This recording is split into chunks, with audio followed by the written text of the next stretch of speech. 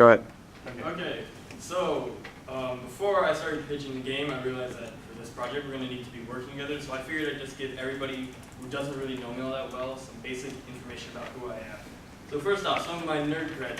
I really love Lord of the Rings. I love Star Wars.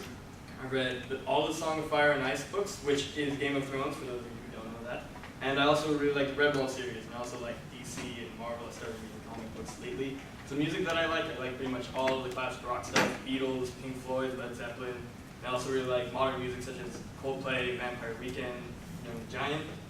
Some of my favorite video games are Legend of Zelda, BioShock Infinite, and that series in general, Assassin's Creed, Halo, Fable 2, and Mario Galaxy. Some of my dislikes, Justin Bieber and any music of his ilk. I'm not a fan of that stuff.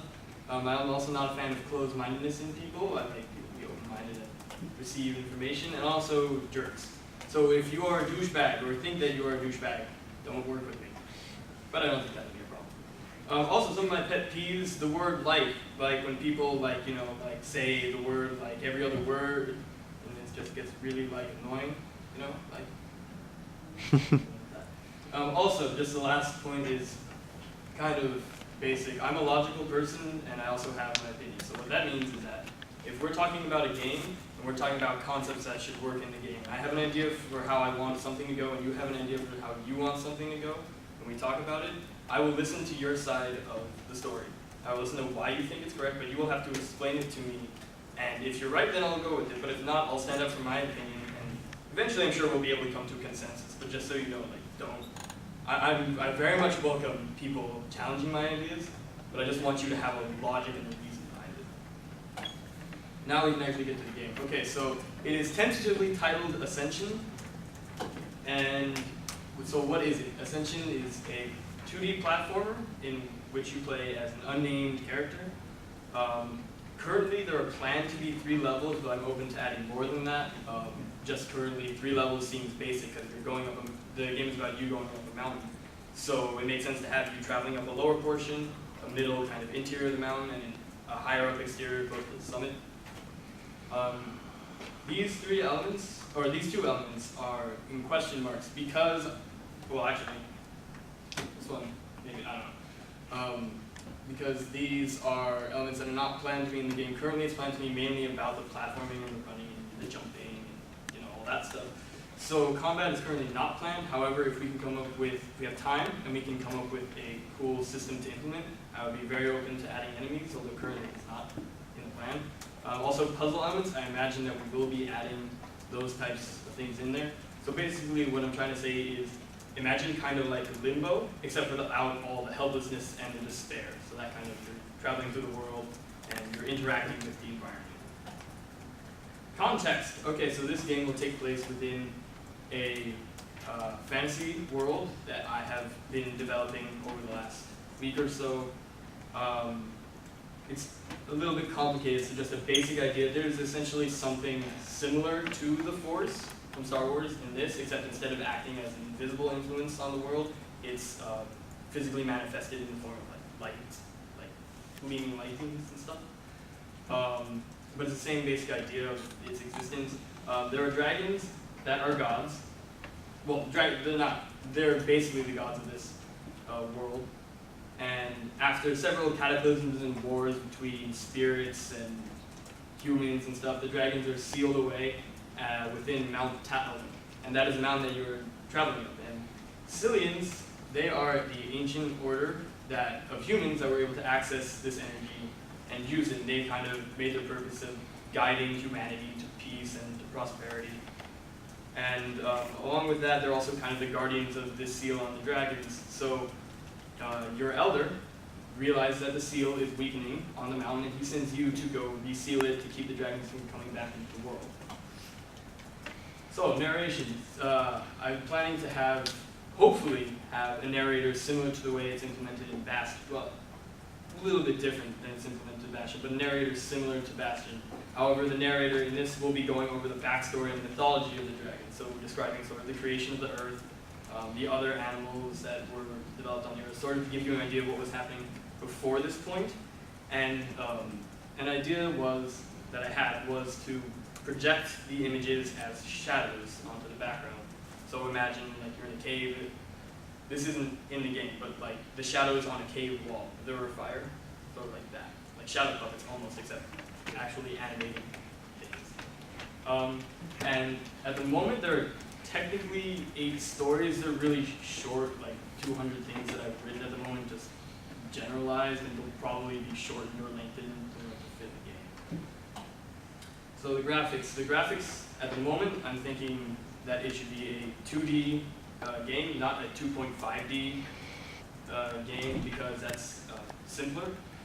However, I would try to emphasize more of a shadowy style, so more bare, scarce, not too detailed. And like it says up there, I'm not a designer, I'm not an artist, I don't really know what would be best, but this, in theory, this is simpler, and so should be easier to get rolling. So here are some examples of what I kind of mean by that. This is a game called Outland, and it's a great game. It's got a very awesome it's got an awesome style, and this cool stuff in the backgrounds. Obviously, without these glyphs and stuff on it, it's kind of bare. The character isn't really detailed that much. He's kind of more shadowy.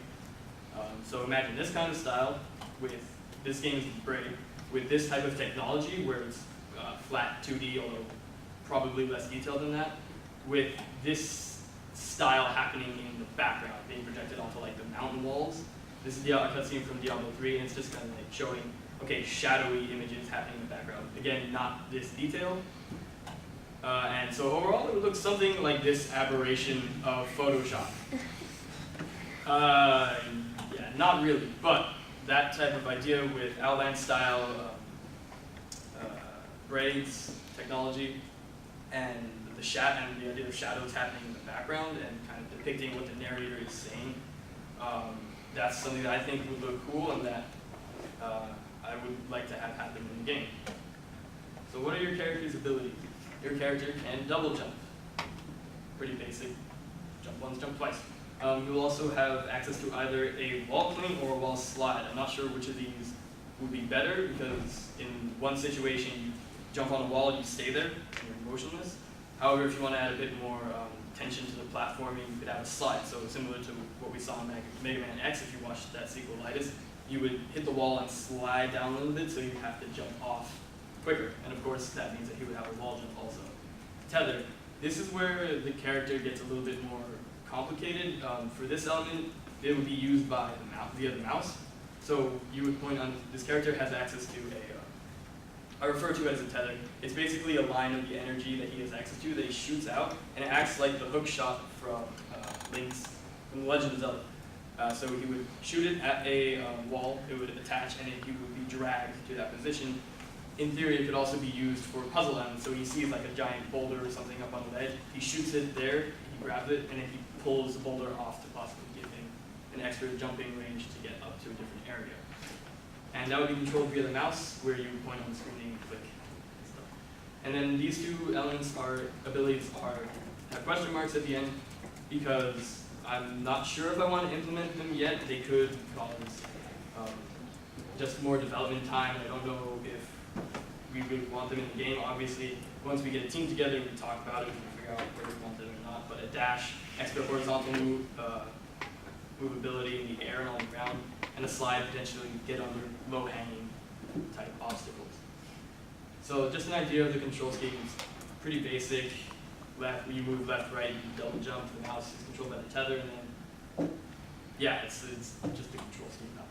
So death.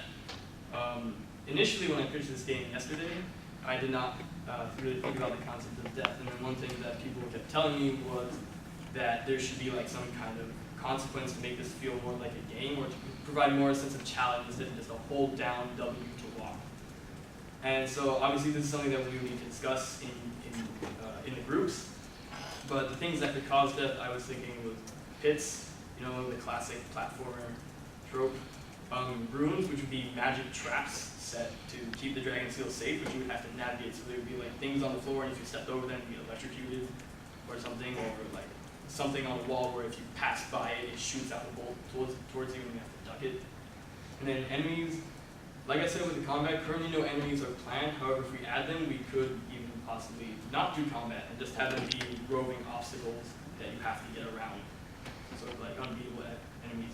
And also checkpoints would be something that we have to consider, because if you go something like Fez, where if you fall off, you die, you respawn back on the ledge, that's something, or like you pass by a checkpoint and then if you move a couple feet to the right, or like a couple miles, in-game miles to the right, and then die, you respawn back to that checkpoint.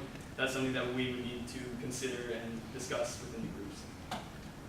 These are the types of systems, some of the systems that we would need for the game to run in theory. So jumping for all types, so the double jump, the wall jump, the tether working properly, so being able to actually shoot it and for it to actually work on the proper platforms and stuff. Saving, again, this would be probably like the checkpoint system, something like that. All the menus, so you want there to be a pause function, we want you to be able to actually start the game, of course. And then animations, the character moving and seeing it move and it being relatively smooth at least. And then UI. I don't really see much of a reason to have a UI within this game unless we make combat a element in it, and in which case we need to add a health bar or some way of knowing where you're at, or we could not have it just be a one-shot death and have that be more realistic. At the moment though, no UI plan, but again, it's something we can discuss in the group. Morals. One idea that I had for this was that as you're going through the game and you're hearing the narrator, whose perspective, again, we would have to talk about in groups, decide if we want it to be your character telling the story in his mind or somebody else narrating what you're doing, sort of. I think it would be cool for there to be a moral choice at the end where you decide what the fate of the dragons should be, whether you want to set them free instead, or whether you want to reseal them like you were sent, or if you just want to leave it alone and say, you know what, I'll let nature work its way out. And so the plan is to kind of work that doubt into you from the beginning, to kind of tell you the story of the dragons, make you wonder if they should be sealed, or maybe if sealing them in the first place was the wrong thing to do. And so then it just comes down to that. However, I don't want to implement a random moral choice at the end just to have it. So if that can't be done well, and we decide that can't be done well, that's not a necessary part of the game. We can not worry about that, because that's just horrible if you have a moral choice at the end of the game that doesn't work in the experience. So who do we need? Anyone! And I say that because if you're not a programmer or something, in my opinion, I don't know how to program either. But for this game, I think that we would need level designers. And so if you just like want to sketch out the levels on paper or think about, oh, this would be a cool element to get around. Anybody you can just lend their opinions in, that would be awesome. And then we can learn how to code it together, or we can have somebody who's a really good programmer teach us how to do basic coding, and we can all get through it together. So that kind of goes along with the designers. Artists, if you are good at art, which I am not, somebody to kind of draw concept art for the game would be very helpful. Programmers, like every pitch is probably going to need people to make the game. And then a writer. I'm a writer. I'm currently developing a mythology, as I said. However, if you want to help me with that, I would love a second pair of eyes, and it would be great to go through this together with somebody else. So with that in mind, let's make a video game.